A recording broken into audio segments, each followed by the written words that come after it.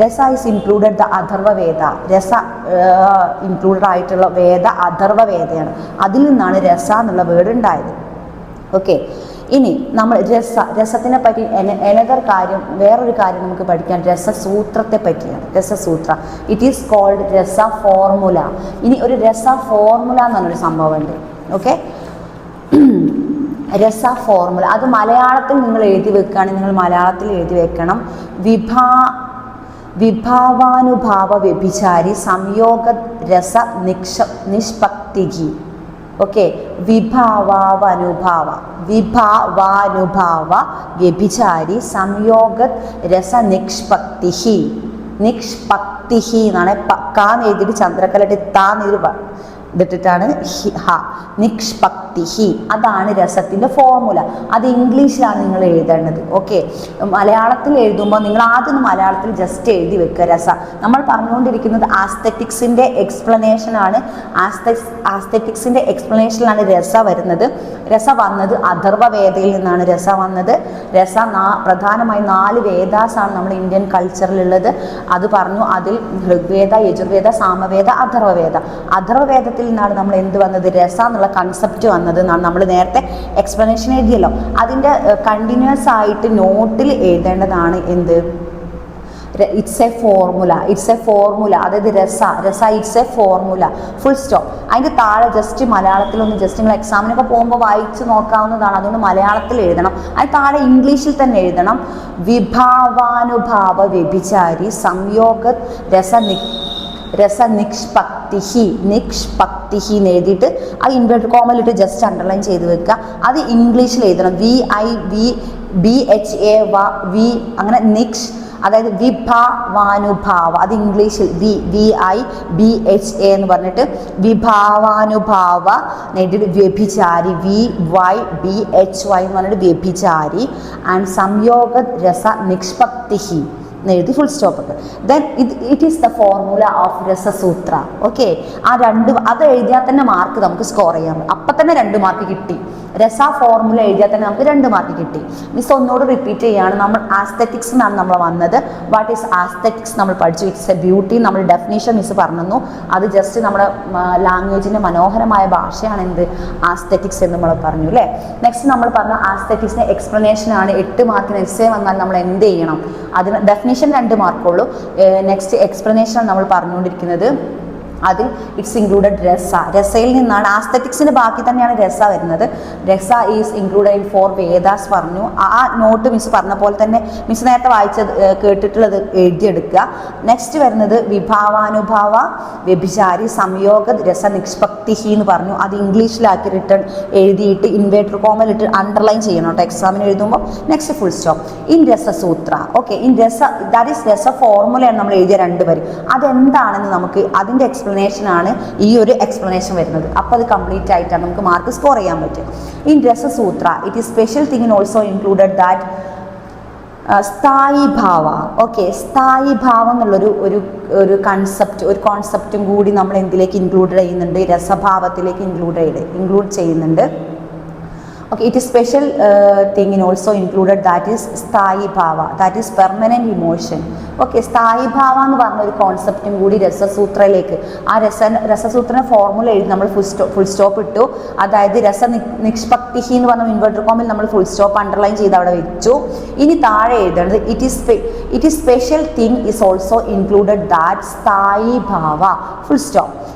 That is permanent emotion, or there is 2 section in permanent emotion, that is vasana and samskara.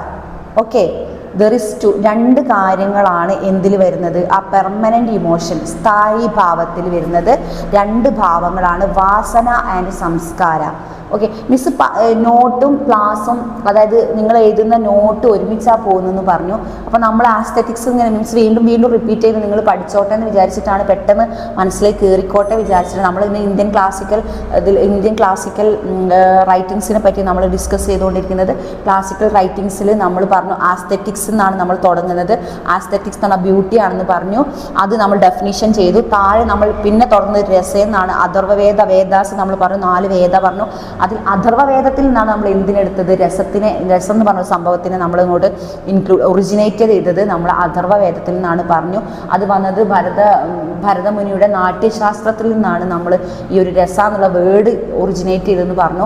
Next നമ്മൾ ഇതൊരു formula, രസസൂത്രക്ക് ഒരു formula, it's A format ആണെന്ന് പറഞ്ഞു. അത് miss 2 വരി പറഞ്ഞു. അത് നമ്മൾ ഇൻവെർട്ടർ കോമ ചെയ്തു, അണ്ടർലൈൻ ചെയ്തു, അവിടെ വെച്ചു. ഇനി എന്താണ് അത് ഇംഗ്ലീഷ് തന്നെ എഴുതണം. ഇൻ രസസൂത്ര it is special thing also. Okay, ആ അണ്ടർലൈൻ ചെയ്ത് അവിടെ വെച്ചിട്ട് നെക്സ്റ്റ് നിങ്ങൾ എഴുതേണ്ടതാണ്. മിസ് അതേപോലെ തന്നെ പറയുന്നുണ്ട്, ഇൻ രസസൂത്ര it is special thing is also included, that is സ്ഥായി ഭാവ, full stop, that is permanent emotion. There is 2 section in permanent emotion, that is one is vasana and another is samskara. Okay, അവിടെ full stop ചെയ്യണം. അപ്പോൾ നമുക്ക് എന്ത് ചെയ്തു, ഒരു 8 മാർക്കിലേക്ക് നമ്മൾ താഴോട്ട് പോകുന്നു. ഫസ്റ്റ് മുതൽ ഡെഫിനേഷൻ മുതൽ താഴോട്ട് ഇപ്പോൾ ഒരു ജസ്റ്റ് ഒരു കുഞ്ഞു പാരഗ്രാഫും പിന്നെ ഒരു വലിയ പാരഗ്രാഫും നമുക്ക് കിട്ടി. അത് മൊത്തത്തിൽ നമുക്ക് 8 മാർക്കിലേക്ക് നമ്മൾ വന്നു. ഓക്കെ, ആസ്തെറ്റിക്സിനെ പറ്റി ചോദിച്ചാൽ നമ്മൾ എഴുതേണ്ട കാര്യങ്ങൾ ഇത്രയും കാര്യങ്ങൾ എഴുതണം. ഇനി വാസന ആൻഡ് സംസ്കാരം എന്ന് പറഞ്ഞല്ലോ, അത് വാസനയുടെയും നമുക്ക് സ്ഥായി ഭാവം, ഇറ്റ്സ് എ പെർമനന്റ് ഇമോഷൻ എന്ന് പറഞ്ഞാൽ സ്ഥായി ഭാവം, ഒരാളുടെ മുഖത്ത് വരുന്ന ഒരു രസങ്ങളിൽ ഒരു സംഭവമാണ് സ്ഥായി ഭാവം. ആ സ്ഥായി ഭാവം മീൻസ് ഒരാൾ ഓൾറെഡി മാനുഷികമായ ഒരു ഭാവം തന്നെയാണ് സ്ഥായി ഭാവം. ഒരു പക്ഷെ ആ സ്ഥായി ഭാവം ചിലപ്പോൾ ദേഷ്യമാവാൻ, ചിലപ്പോൾ എന്താ ഒരാളെ മുഖം അങ്ങനെ തന്നെ ആ സ്ഥായി ഭാവം, നിസ്സംഗതാഭാവം എന്നൊക്കെ പറയും. അത് അതേപോലെ തന്നെയുള്ള ഒരു മനുഷ്യൻ്റെ ഒരു സ്ഥായി ഭാവം തന്നെയാണ്. അതൊരു മാനുഷിക എന്താ പറയുക കിട്ടുന്ന ഒരു സംഭവമാണ്. അത് 2 തരത്തിലാണ് നമ്മൾ പറഞ്ഞത്, ഒന്ന് വാസന, ഒന്ന് സംസ്കാരം. ഒന്ന് ജന്മന, വാസന മീൻസ് ഇൻബോൺ ആണ്, ഇൻബോൺ ആയിട്ട് കിട്ടും വാസന. നമുക്ക് നല്ല വാസന എന്നൊക്കെ പറഞ്ഞാൽ നല്ല വാസന ഉള്ള ആൾക്കാർ അങ്ങനെ പാരമ്പര്യമായിട്ട് ഇൻബോൺ ആയിട്ട് കിട്ടുന്നതാണ് ആ ഒരു കഴിവ്, ക്രിയേറ്റിവിറ്റി ഒക്കെ അങ്ങനെ നമുക്കറിയാലോ. പിന്നെ നെക്സ്റ്റ് ഉള്ളതെന്ന് പറഞ്ഞാൽ സംസ്കാരത്തിലൂടെ നമ്മുടെ കൾച്ചറിലൂടെ നമുക്ക് എന്ത് കിട്ടുന്നു, നമ്മൾ ആ ഒരു സ്ഥായി ഭാവം, പെർമനൻറ്റ് ഇമോഷൻ ലഭിക്കുന്നു. അപ്പോൾ നമ്മൾ പറഞ്ഞു അത് കഴിഞ്ഞു. ഓക്കെ, ആ ഒരു ഏരിയ കഴിഞ്ഞു. നെക്സ്റ്റ് നമ്മൾ നേരിട്ട് ഇനി പോകുന്നത് ഇന്ത്യൻ ക്ലാസിക്കൽ റൈറ്റിങ്സിലേക്കാണ് നമ്മൾ പോകുന്നത്. ഓക്കെ, അതിൽ നമുക്ക് പഠിക്കാനുള്ളത് പിന്നെ ഇതിഹാസങ്ങളെ പറ്റിയിട്ടാണ്. ഇന്ത്യൻ ക്ലാസിക്കൽ റൈറ്റിങ്സിൽ നമ്മൾ ഇവിടെ ഡിസ്കസ് ചെയ്യാൻ പോകുന്നത് ഫസ്റ്റ് യൂണിറ്റ് എന്താണ്, നമ്മൾ ആസ്തെറ്റിക്സ്. രണ്ടാമത്തെ യൂണിറ്റാണ് നമ്മൾ പറയുന്നത് ഇന്ത്യൻ ക്ലാസിക്കൽ റൈറ്റിങ്സ്. അതിൻ്റെ ഓവർവ്യൂ, നെക്സ്റ്റ് യൂണിറ്റ് ഓവർവ്യൂ ആണ്. അതിൻ്റെ നെക്സ്റ്റ് യൂണിറ്റ് ക്യാരക്ടർ അനാലിസിസ് ആണ്. അപ്പോൾ ഇനി നമ്മൾ പറയുന്നത് ഇന്ത്യൻ ക്ലാസിക്കൽ റൈറ്റിങ്സിനെ പറ്റിയിട്ടാണ്. നമുക്കറിയാം, നേരത്തെ മിസ് പറഞ്ഞല്ലോ, ഇന്ത്യൻ ക്ലാസിക്കൽ റൈറ്റിങ്സിൽ നമുക്കറിയാം കാളിദാസനെ പറ്റി അറിയാം. കാളിദാസൻ അദ്ദേഹം രചിച്ചിട്ടുള്ള കാവ്യങ്ങളെ പറ്റി നമ്മൾ കുമാരസംഭവം അല്ലെ, അങ്ങനത്തെ കുറച്ച് സംഭവങ്ങൾ നമ്മൾ കുഞ്ഞിലെ പഠിച്ച ചില കവിതകളും പാഠങ്ങളും കാളിദാസനെ പറ്റി അറിയാത്തവരില്ല.